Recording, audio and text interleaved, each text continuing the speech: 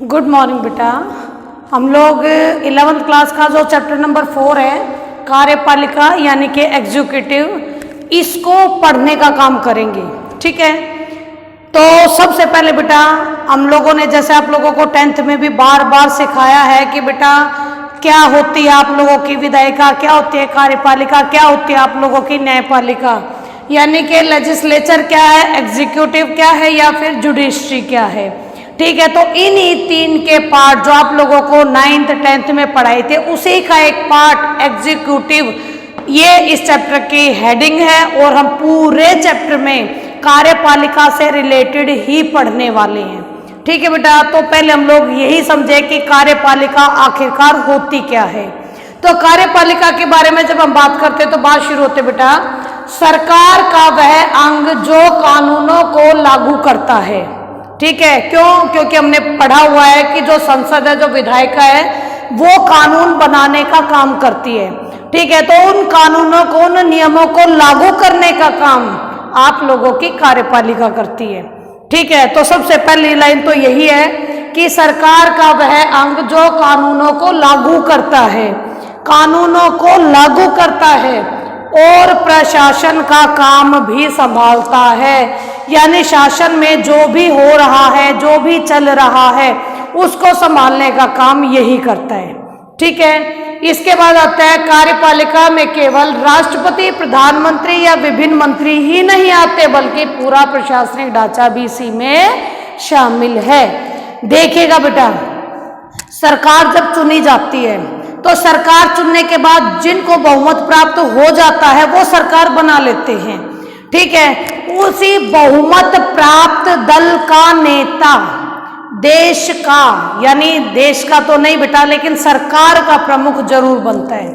ठीक है, जब वो सरकार का प्रमुख बन जाता है तो वो विभिन्न मंत्रियों को नियुक्त करता है, उन मंत्रियों को नियुक्त करता है जो अलग अलग महकमे में जाकर, अलग अलग विभाग में जाकर काम संभालते हैं। जैसे कोई शिक्षा मंत्री बन गया, कोई रक्षा मंत्री बन गया, कोई आप लोगों का कृषि मंत्री बन गया, कोई परिवहन मंत्री बन गया, कोई कपड़ा मंत्री बन गया, यानी कि जितने भी उसमें मंत्री, यानी विभिन्न तरह के जितने देश में विभाग हैं जिनको संभालने की जिम्मेदारी किसी भी सरकार की होती है, तो वो हर एक आपके महकमे के लिए, हर विभाग के लिए अलग अलग मंत्रियों को नियुक्त करता है। तो जो काम करने का काम कर रहा है प्रधानमंत्री, वो भी आप लोगों का कार्यपालिका में है। जिन मंत्रियों को ये नियुक्त कर रहा है काम करने के लिए वो भी कार्यपालिका में ही है। और मंत्री जिन स्थायी कार्यपालिका, यानी कि जिन जो कि एक बार पेपर क्लियर करते हैं और पेपर क्लियर करने के बाद जिनका नंबर आ जाता है या फिर सरकारी नौकरियों को जिनको प्राप्त हो जाती है, सरकारी महकमे में, इस पूरे सरकारी महकमे में अलग अलग पदों पर काम करने वाले सभी लोगों को नौकरशाही बोला जाता है। ठीक है, तो प्रधानमंत्री ने विभिन्न विभागों के मंत्रियों को चुन दिया कि तुम काम करवाओ। अब ऐसा तो नहीं होता कि मंत्री जाकर सारा काम खुद ही करने लग जाता है, ये ऐसा नहीं होता है। जो मंत्री होता है वो अपने विभाग में काम करने वाले नौकरशाही, यानी अपने यहाँ काम करने वाले सभी व्यक्तियों को उस काम को करने का ऑर्डर देता है। ठीक है, सभी के साथ मीटिंग करता है, ऑर्डर देता है, यानी कि एक हेड की तरह काम नौकरशाही से करवाता है। तो ये तीनों लेवल, प्रधानमंत्री भी, सारे मंत्री भी, सारी स्थायी नौकरशाही भी, ये सब आप लोगों के कार्यपालिका के अंतर्गत ही आते हैं, जो देश को चलाने के लिए हर एक नियमों का पालन करते हुए आगे देश को स्टेप बाय स्टेप रोजमर्रा के काम भी करवाते हैं और आप लोगों को देश को आगे बढ़ाने के लिए जितनी महत्वपूर्ण इनको लेनी होती है डिसीजन वगैरह, वो सब यही मंत्री करते हैं। ये सब आप लोगों के बेटा कार्यपालिका में ही आते हैं। अगर मैं ये कहूँ कि आप लोगों के IAS है या IPS है, तो ये भी सिविल सेवा सर्विसेज से रिलेटेड हर एक व्यक्ति आपका कार्यपालिका यानी कि एग्जीक्यूटिव में ही गिना जाता है। ठीक है बेटा, अब इसके बाद है कि जो भी सरकार यानी विभिन्न शासन है बेटा, आपका शासन कहो या सरकार कहो, वैसे शासन कहेंगे तो ज़्यादा बेस्ट होगा, सरकार से ज़्यादा बेस्ट होगा शासन, लेकिन बुक में ये वर्ड इस्तेमाल कर रखा है तो ठीक है। यानी कि शासन के 3 अंग होते हैं, यानी किस तरीके से शासन व्यवस्था की जाती है देश के अंदर। तो शासन व्यवस्था संभालने के लिए हमारे संविधान ने केवल 3 महकमे बना रखे हैं। 3 महकमों में सबसे पहले विधायिका, जिसे कि हम लोग संसद भी कहते हैं, ये पार्लियामेंट आपकी, ठीक है। इस विधायिका को इंग्लिश में लेजिस्लेचर बोलते हैं, ठीक है। कार्यपालिका है जिसको एग्जीक्यूटिव बोलते हैं, न्यायपालिका है जिसको जुडिशरी बोलते हैं। इन तीनों में काम क्या होता है, जितने भी देश के लिए काम बनने के काम है कि नियम बनाने हैं, कानून बनाने हैं, कुछ कानूनों को लागू करना है, वो सारे के सारे काम आप लोगों की विधायिका करती है, ठीक है। लेकिन जो नियम कायदे कानून बनाए विधायिका ने, उसको लागू कराने का काम कार्यपालिका का होता है, ठीक है। कार्यपालिका उन सभी कानूनों को, नियमों को देश में लागू करता है, ठीक है। लेकिन अगर कुछ गड़बड़ हो जाए, कुछ भी गड़बड़ हो जाए, तो वो सही है या गलत है, वो किया क्यों किया, तो यानी इन सब की सभी क्वेश्चंस का जहां आंसर मिलेगा, यानी कि न्याय मिलेगा। किसी ने गलत किया है तो उसको क्या सजा होनी चाहिए, किसी ने गलत नहीं किया तो उसको फ्री कर देना चाहिए। ये जो न्याय देने की प्रक्रिया है, ये हमारी जुडिशरी यानी कि न्यायपालिका करती है। करेक्ट बेटा, यानी हमारे शासन के यही 3 अंग हैं जो लगातार काम करते हैं। ओके, इसके बाद आता है बेटा तुम्हारा कार्यपालिका के प्रकार। ये हमारा नेक्स्ट टॉपिक है। कार्यपालिका के प्रकार आप लोगों के 3 तरह के हैं, लेकिन 3 तरह की कार्यपालिका 2 स्तरों पर काम करती है। एक तो सामूहिक नेतृत्व के सिद्धांत पर आधारित, यानी सभी मिलकर शासन चलाते हैं, ठीक है। लेकिन जो दूसरा है वो एक व्यक्ति के नेतृत्व के सिद्धांत पर आधारित का आपकी कार्यपालिका, यानी इसमें सिर्फ एक ही व्यक्ति होगा जो सारी शासन व्यवस्था को संभालने का काम करेगा, ठीक है।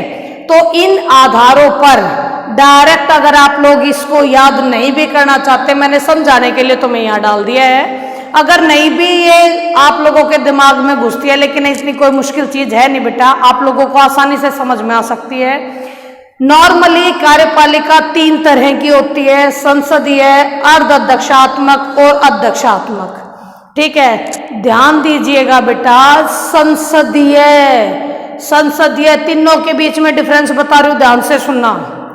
जो संसदीय है इसमें प्रॉपर जो सरकार का हेड होता है वो प्रधानमंत्री होता है, ठीक है। सरकार का मुखिया प्रधानमंत्री होता है, लेकिन देश का जो राष्ट्रपति है, जो देश का मुखिया है, वो आपको राष्ट्रपति है।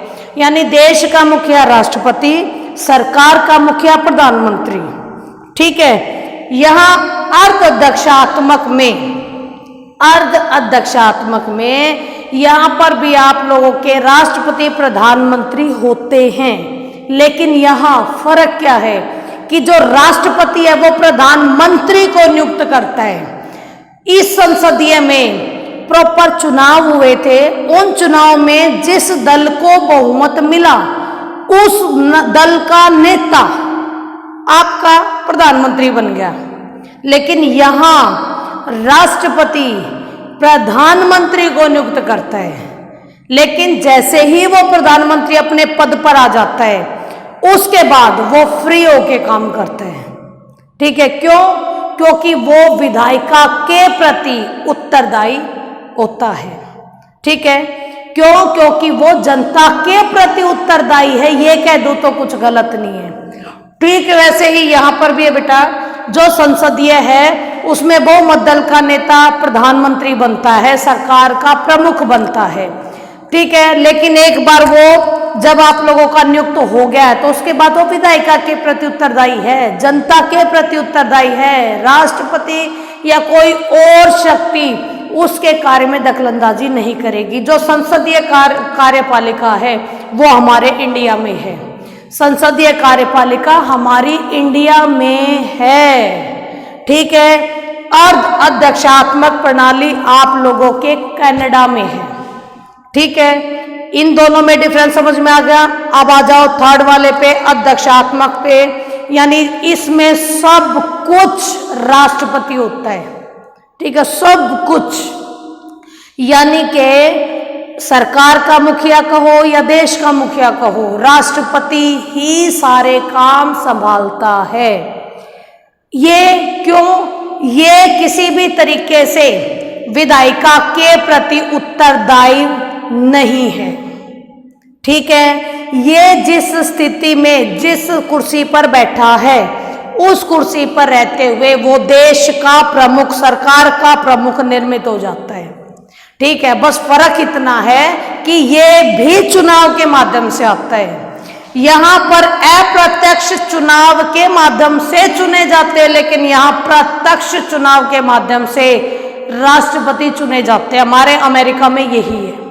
ठीक है, अगर अमेरिका में अब इलेक्शन होने हैं, वहां पर खूब चुनाव प्रचार ये चीजें शुरू हो चुकी है, थोड़ा सा बारीकी से देखो कि किस तरीके से वहां इलेक्शन हो रहे हैं। दो ही पार्टी है बेटा वहां, दो ही पार्टियां, कभी एक पार्टी कभी दूसरी पार्टी। जब एक पार्टी आप लोगों की सत्तारूढ़ हो जाती है तो दूसरी अपोजिशन में बैठ जाती है। अगर दूसरे वाली सत्तारूढ़ हो जाती है तो पहले वाली अपोजिशन में बैठ जाती है। ठीक है, तो फिलहाल अभी वहां पर खूब अच्छे से चलने लग रहे हैं आप लोगों के कि भाई कौन से दल को देनी चाहिए वोट, कौन से दल को नहीं देनी चाहिए। तो काफी एक्टिव हो चुके हैं वो। थोड़ा सा न्यूज के पास जाके देखो, आप लोगों को मेरी कई सारी बातें समझ में आएंगी। लेकिन एक और बेटा, अगर अमेरिका की बात चल ही रही है तो अमेरिका में प्रधानमंत्री का पद ही नहीं है। ठीक है, तीनों में एक बार फिर सुनो, इसमें प्रधानमंत्री ऐड होता है, इसमें कहने को राष्ट्रपति ऐड होता है। ठीक है, लेकिन बाद में काम सारा प्रधानमंत्री संभाल लेता है। यहां पर भी आप लोगों के देश का हेड, सरकार का हेड राष्ट्रपति ही होता है। ठीक है, ये थे बेटा आप लोगों के कुछ पार्ट्स। अब आ जाते हम लोग यहां कि औपचारिक शासन प्रमुख, यानी कि नॉर्मली विश्व में केवल इसी तरह की ही शासन व्यवस्थाएं हैं। एक जहां तानाशाही है वहां तो आपको पता ही है कि वो डिक्टेटरशिप है। ठीक है, ये तो आप लोगों को पता है, जिसमें वही जो कुछ चाहेगा वो सब करेगा, वो किसी की नहीं सुनेगा।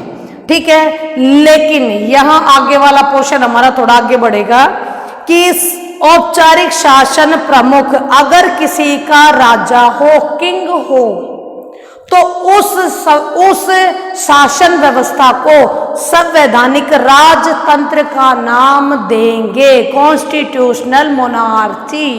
यानी कि कॉन्स्टिट्यूशनल मोनार्की में होगा बेटा कि संविधान भी होगा, राजा भी होगा। राजा देश का हेड बना बेशक रहेगा, लेकिन संविधान भी वहां निर्मित होगा और संविधान के अनुसार शासन व्यवस्था भी चलेगी। ठीक है, दूसरा है जिस देश का हेड राष्ट्रपति होगा वहां संसदीय गणतंत्र स्थापित होगा, यानी कि पार्लियामेंट्री सिस्टम से काम होगा, यानी कि चुनाव तो जरूर होगा।